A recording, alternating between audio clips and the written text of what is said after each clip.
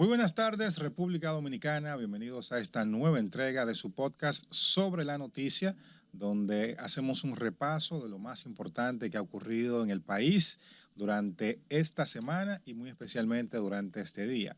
Y como cada viernes a esta hora les acompañamos Nelson Mateo e Israel Figueroa.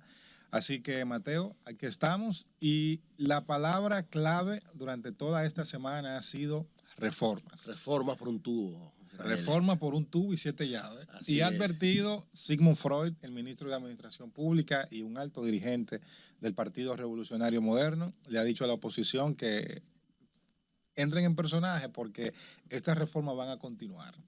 Se prometieron en la campaña, dice él, y ahora se están cumpliendo, así que nadie se dé por aludido. Así es, Israel, y la más reciente, te decía ya fuera de cámara, lo es la reforma tributaria, la modificación a la ley 16-92, me refiero al Código Laboral Dominicano. Sí, la reforma laboral. Tiene 32 años desde su entrada en vigencia. Fue una de las grandes reformas introducidas por el expresidente Balaguer y lo hizo a través del joven diputado entonces, Marino Collante Gómez. Y Collante viene de esa época dando... Así es. Collante, y entró en una Collante tiene un aguante. Sí, y entró en una coyuntura donde el sistema empresarial quería, le exigía al expresidente Balaguer pues un cambio de mentalidad, de visión, de filosofía en el Congreso Nacional para poder pasar una reforma tan delicada como la reforma laboral, que también se sumó a otras reformas que trajo consigo inclusive cambios en el aspecto económico, sí, leyes monetarias y financieras, etcétera. Todo eso lo dirigió Marino Collante Gómez con apenas 29, 30 años. Wow, y asumió ese rol precisamente por un pedido del sector empresarial que quería sangre nueva, gente en quien confiar.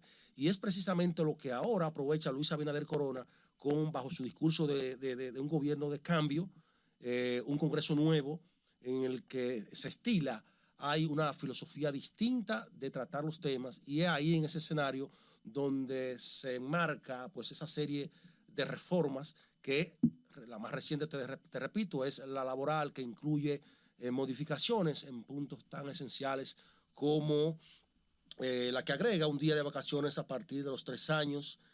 Se amplían derechos a las trabajadoras domésticas con inclusión en la seguridad social, se incrementa pues un 100% el tiempo de licencia de paternidad, se reafirma la norma del 80-20 y se eliminan acciones temerarias contra los trabajadores, así como se limitan los embargos y retención de salarios como medida administrativa contra los empleados. O sea que estamos frente a unos cambios que perfectamente pues se justifican. Hay que tener cuidado. Y ha sido pedido por muchos sectores desde hace muchísimo tiempo. O sea, hubo una mesa de diálogo que durante, muchísimo tiempo... 2 años y medio, decía el ministro ayer. Sí, en el Consejo Económico y Social una vez también se sentaron a buscar el consenso. Evidentemente que una reforma laboral como esta, si es pedida por sindicatos, por empresarios y por amplios sectores de la sociedad, es porque es muy necesaria. Ahora bien, si tú comienzas a preguntar, es posible que hayan quienes presenten una propuesta de reforma ideal. Ahora, siempre entre lo posible y lo ideal hay un gran trecho. Entonces, me parece que hay que ir avanzando con lo que se puede. Esto ahora entra en un debate.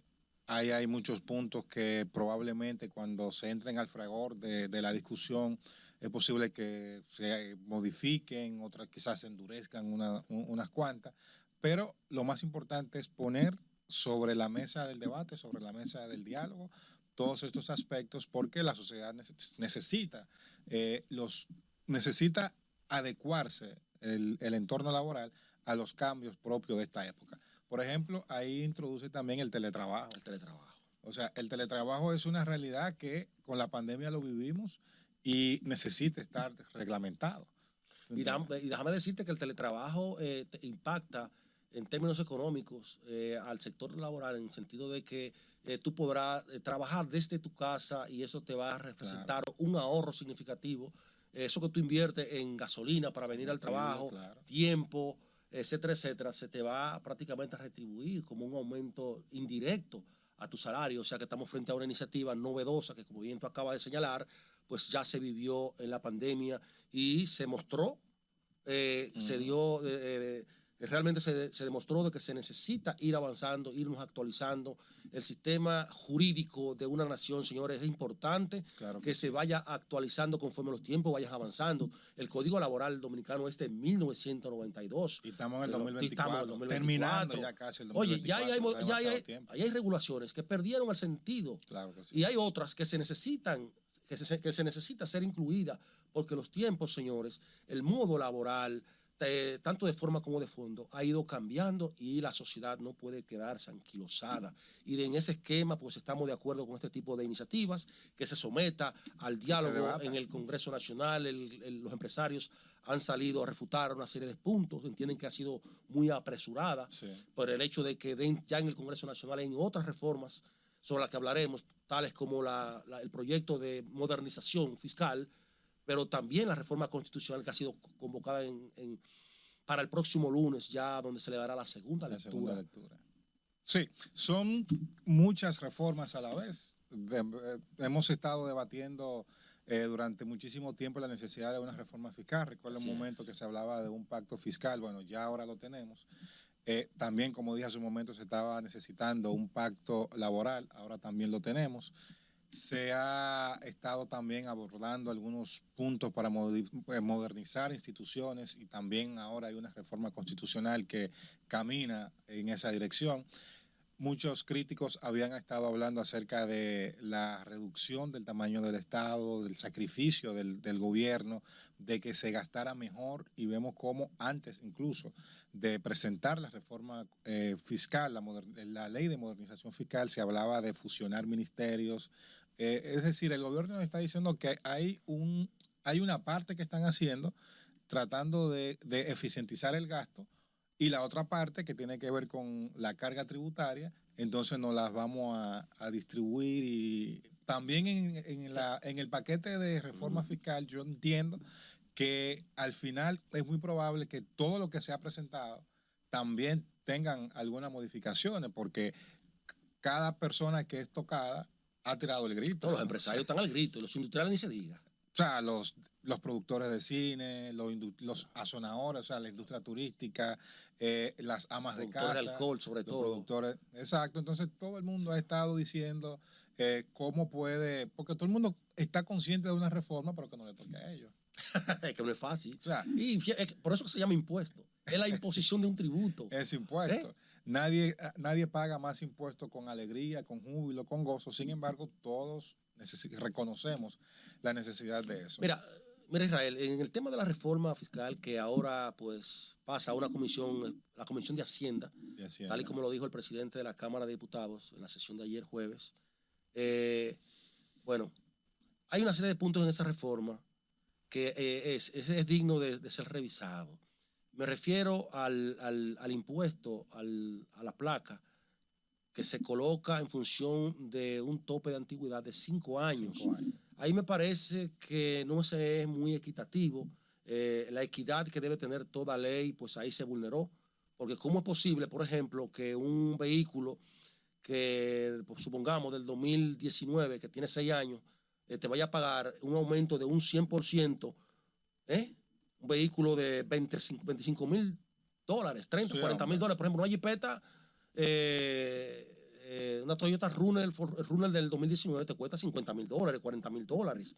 Esa jipeta con el tope del tiempo de los 5 años pagaría un 100% de aumento de $3,000, te lo elevaría a $6,000 pesos. Pero por igual, un vehículo del 2014 que paga $1,500 pesos te va a pagar un aumento de un 100%. Entonces, de $3,000 pesos. ¿Dónde está la equidad en el %? Es verdad que el % es el mismo, por el monto no, por Dios. Entonces, el 100% no afecta sensiblemente el principio de equidad de toda ley. Porque yo que tengo un vehículo costosísimo, porque $40,000 es un vehículo costoso, voy a pagar el mismo 100% que paga un individuo que tiene un vehículo de $400,000 pesos. Entonces yo creo que esa parte debe ser corregida. Yo entiendo que el impuesto a la placa debe ser por el monto y no por el año, porque por el monto te es un poco más equitativo. Claro. El tema del IPI, el impuesto a la propiedad inmobiliaria. A la propiedad inmobiliaria. Ya, señores, una casa de 5 millones de pesos es una casa de bajo costo. Entonces, tú colocarle ese impuesto anual de un 1% a una propiedad inmobiliaria de un 1%, va a impactar muy duro a la clase media. Claro. Ya para tú comprar, mira, ya esos apartamentos que antes se vendían por ahí en 2 millones de pesos, 2 millones y medio, 3 millones de pesos. Ahora te cuestan 4 y 5 con 2 habitaciones. Sí, pequeño. Muy pequeño. Entonces, eso va a descalabrar, señores, la clase media. Esos son 2 puntos que yo entiendo que deben ser revisados, amén de que tengo entendido, entiendo y reconozco que la reforma fiscal tiene que ir a partir de la realidad de que ya inclusive organismos internacionales pues nos están observando. Es necesario ya poner un stop a la política de préstamo que supera ya en estos últimos 5 años más de 30 mil millones de dólares, que en principio se justificaba a Israel porque era cerrar el país o tomar prestado, porque la reforma fiscal no se podía colocar en medio de una pandemia. No, imposible. Entonces yo creo que hubo un manejo justo del gobierno en ese sentido, pero ahora ya estamos llegando a una cantidad de préstamos que está sobrepasando, que ha abultado demasiado la deuda pública. No, y por suerte hay una ley de responsabilidad fiscal que limita al gobierno, limita el endeudamiento y le pone un tope, que no se puede endeudar muy por encima de ese monto. Pero junto con eso, ahí está también la crítica de hacer una declaración jurada de bienes a quienes ganen más de 50 mil pesos. Wow. A partir, entonces, como que un monto muy, muy bajo. Vamos a una pausa y al regreso más de Sobre la Noticia. Por favor, no se retire.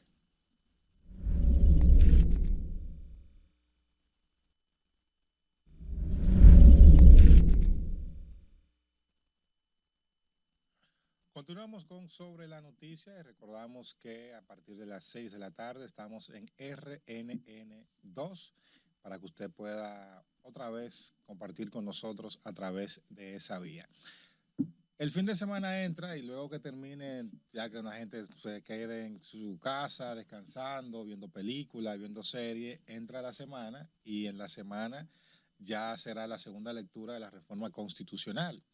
Hemos visto encendidos debates entre opositores y oficialistas acerca de, reiterando los discursos que han estado diciendo sobre este proceso de reforma constitucional, pero lo más probable es que a partir del lunes ya tengamos una nueva constitución, que sea presentado el informe de la Comisión de Auditoría y de Estilo, que está revisando las modificaciones que se hicieron en primera lectura, y que a partir de entonces ya sea todo un hecho la nueva modificación constitucional con la cláusula pétrea que rige la elección presidencial para que no se pueda tocar esa parte en lo adelante, elimina al Procurador General de la República del Consejo de la Magistratura y en su lugar introduce al presidente del Tribunal Constitucional, que es una buena decisión porque estamos hablando del tribunal más alto de la nación. Le da al presidente de la República la facultad para proponer a esta figura, al procurador, y al Consejo Nacional de la Magistratura le da la oportunidad de elegir esa terna, pero también la unificación de las elecciones, la reducción de la matrícula del número de diputados, y seguiremos viendo estos debates y ojalá que siga este ambiente democrático donde la gente eligió y en su voto dijo quién quería que fuera mayoría y quién fuera minoría en las cámaras legislativas y bueno. Así es, Israel. Lo que esperamos es que a partir de la segunda lectura que se le dará este lunes al proceso de reforma constitucional, pues que los asambleístas recuerden que el Salón de la Asamblea es el escenario más solemne que tiene todo el Congreso y la función de modificar la Constitución también para mí y para todos, el que sabe un poco de derecho y tiene la democracia como su fundamento, sabe que es la función más digna que puede desempeñar el legislador. Vamos a mantener la compostura, vamos a entender que el escenario es propicio, pero para debatir como verdaderos asambleístas. Recordemos la propuesta que hizo la asambleísta oficialista Soraya Suárez, en el sentido de que ella quería en ese escenario pues dar una respuesta a un vacío que tiene la ley sobre el caso específico de La Vega, pero que en sentido general, aunque en este caso afecta al partido oficial, vendría a corregir un vacío. Y ese es el escenario. Aunque no fue quizás la manera, porque lució un poco sorpresiva, y fue lo que generó pues la reacción de la oposición, quizás hasta desmedida en algunos de los casos, pero ese era el escenario. Y ella como asambleísta, la función se lo permite. Sí, claro. Ahora, de ahí a tú decir que ella quiso dar un palo acechado, que violó quizás los límites que le establece la ley que convoca a la asamblea, yo creo que todo el que criticó eso estuvo equivocado. Yo sí entiendo que no fue la forma, pero Soraya estuvo actuando dentro de los límites que le establece la ley de convocatoria, toda vez que ella está hablando de un transitorio. Y precisamente la propuesta de reforma trae un transitorio para el propio presidente, varios transitorios. Claro. O sea, ella estuvo dentro de los límites de la ley y su propuesta buscaba dar una salida legal a lo que en principio fue una propuesta política. O sea, que no creo que la asambleísta estuviera pues violando ningún precepto del procedimiento de reforma constitucional, y por el contrario entiendo que ese debió ser el escenario para encontrar una salida a un problema que tiene al municipio de La Vega descabezado. Y el PRM en incertidumbre. Así es. También. ¿Qué debieron ellos hacer? Discutir esa propuesta antes en la comisión bicameral, someterla a sociabilizarla con la oposición y llevarla al seno de la asamblea. Eso sí, pero no era descabellada la propuesta de la asambleísta. Lo que pasa es que nosotros ahora mismo estamos enfocándonos como debe ser en el caso de La Vega. Sí. Ahora bien, hay una realidad, y es que no hay una norma que rija qué se debe hacer en ese caso. Entonces, si hay un escenario planteado que evidentemente no se planteó para eso, pero es el escenario en el que ese problema se puede resolver porque quedaría consignado en la Constitución, claro, debió aprovecharse. Debió aprovecharse, porque ¿qué vamos a hacer? Vamos a someternos ahora a la discusión de una ley para ese punto, cuando ahí pudo haberse quedado ya consignado y el lunes se resuelve. Y el martes ya tenemos, por ejemplo, un nuevo alcalde. Ahora vamos a entrar en una ley a depositarla, ir a comisión, discutirla, y posiblemente eso nos lleve semanas. Así es, tendrá que ser así, si no se van a elecciones. No, tendrá que ser así. No creo que en medio de todo este plan de austeridad, reforma fiscal, el gobierno se aboque a llevar ese problema a unas elecciones por el gasto que esto significa. Yo creo que la respuesta estaría en modificar entonces la ley 176-07 y a darle las atribuciones, no sé, entiendo yo, a los al partido político al que pertenecía el renunciante alcalde. Porque obviamente un 80% del electorado de La Vega votó para que el alcalde Kelvin Cruz, ¿verdad? Kelvin Cruz del PRM lo represente. Ministro de Deportes. Ministro de Deportes, que ha metido al PRM en un problema, y me dicen que el mismo funcionario está arrepentido del desorden, el caos que ha generado a partir de su renuncia. Entonces ya tendríamos que esperar esa reforma, esa ley también. Claro, él es muy joven, pero yo como que cuestionaría mucho que él más adelante pretenda presentarse por La Vega a cualquier otro cargo. No creo, yo creo que... No creo, porque... Le faltaría tupé, como dicen en el campo. Sería muy cara dura. Sería muy cara dura. Entonces ya él tendría que presentarse más adelante a una posición nacional, ¿verdad? Aunque pierde en La Vega, a una posición nacional, pero de verdad que... Defraudó a La Vega. Sí, claro. Mira, yo creo que Israel ha sido el alcalde más votado que se registra en toda la historia de nuestra vida republicana. Sí. Un 80%, señores, de la población de La Vega dijo que quería a Kelvin Cruz como alcalde, y él, 2 meses después, abandona ese mandato del soberano para irse a representar al gobierno central en el Ministerio de Deportes. Señores, nada más penoso que una acción similar. Yo creo que el voto popular, señores, y tenemos que tenemos que positivizar esto, ¿eh? El mandato del soberano hay que respetarlo y todo este programa de reforma debe ser aprovechado, señores, para cosas como esta, prohibirlo. Yo propuse en un artículo que hice, señores, que todo funcionario electo por el pueblo que renuncie al cargo, que se le debería prohibir por ley ir a un cargo exactamente posterior, exactamente por el mismo tiempo del cargo al que él está renunciando. En este caso, 4 años. 4 años. Si usted me renuncia a mí al cargo de alcalde de La Vega, usted no puede ir a ningún cargo público por ese tiempo. Por un candado que vendría a ser un poco, a que se respete un poco la voluntad del pueblo. Bueno, eso se parece mucho a una propuesta que tenía el asambleísta Cedeño. No la presentó, sino que la comentaba así en los pasillos, de que hay que poner un tope a las aspiraciones presidenciales desde las funciones públicas. Y él decía, habría que buscar la manera para que las personas para que los funcionarios se concentren en su trabajo y no estar aspirando, porque fácilmente, cuando tú sabes que un presidente no va, tú tienes 10, 15, 20, 25, un paquete de aspirantes y eso te puede generar entonces una serie de incertidumbre en el gobierno. Él es de la opinión de que eso hay que regularlo y es así. Mira, hablando un poco de justicia, mandaron a Hugo Vera y a Jochi Gómez 1 año. 18 meses. 18 meses de prisión preventiva. Para Najayo, pasarán su Navidad, señores presos. Esta y la que viene. Esta es la que viene, caramba. Si no se han beneficiado con algún proceso de revisión. Bueno, y según me cuentan, de que viene una operacioncita, la operacioncita Gusarapo. Ajá. Por ahí, de que vienen unos remanentes. Unos remanentes del camaleón. Del camaleón, lo que dejó el camaleón por ahí. Serán recogidos este fin de semana. Sí, la jueza fue muy dura con Hugo y Jochi, porque a los demás le benefició con coerción, pero no con prisión preventiva, sino con impedimento de salida, presentación periódica.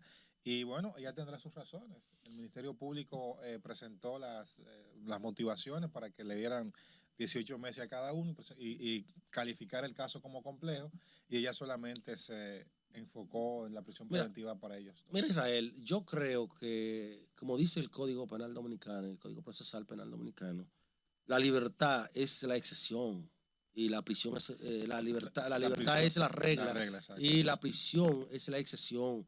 Aquí hay un exceso de prisión preventiva. Señores, las cárceles en nuestro país están reventadas de presos preventivos.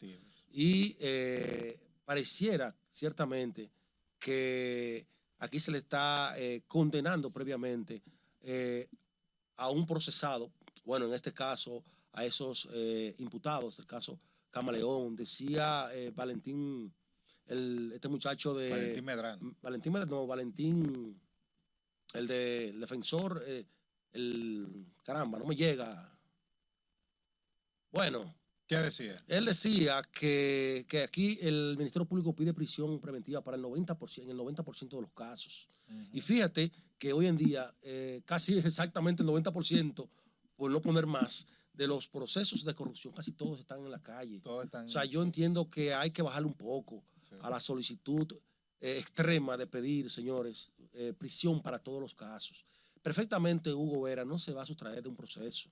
Hugo Vera es un muchacho con arrastre, un muchacho que lo conoce el país entero, no se va a sustraer del proceso. Pero él perfectamente pudo, o sea, a él se le pudo haber puesto prisión domiciliaria. Él pudo haberse sustraído en caso de... Y no lo hizo. Estamos hablando de una investigación que no comenzó la semana pasada ni el mes pasado. En un año hace y medio. Un año. Hace un año y medio. Entonces, si en un año y pico, tanto Jochi como Hugo Vera han estado aquí, han estado presentándose públicamente en su función, en su trabajo, no veo mayores inconvenientes. Sí, yo creo que la justicia tiene que revisarse, señores. Hay un exceso de medidas preventivas. El Ministerio Público tiene que saber que como representante de la sociedad no solo representa a a la parte, no debe asumir simplemente la parte acusatoria, ella también representa a los imputados, Claro porque los que imputados sí. también son parte de la Parte sociedad. y pagan impuestos. Bueno, Bien. se nos termina el tiempo y en esta semana seguro seguirán las interdicciones de la Dirección General de Migración. Así es. Que esperamos que sean respetuosas de los derechos humanos. Sí, porque me dicen que hay muchos dominicanos también que han sido introducidos, han sido llevados a la camiona. Bueno, ojalá que ninguno se apriete cuando lo jalen y pueda defenderse. Vamos a ser cuidadosos, ciertamente, con este proceso, porque tenemos los ojos del mundo sobre nosotros, claro, para mantener ese derecho de repatriar a todo el que no esté conforme a lo que establece la ley, pero hay que respetarle el derecho a cada ciudadano, sea nacional dominicano o extranjero, para nosotros poder, señores, llevar a cabo algo que nos reserva el Estado de Derecho y el derecho positivo dominicano. De esta manera nosotros terminamos, damos por concluida esta entrega especial de Sobre la Noticia. Será pues hasta la próxima, si Dios, ustedes y Nicole nos los permiten. Hasta la próxima.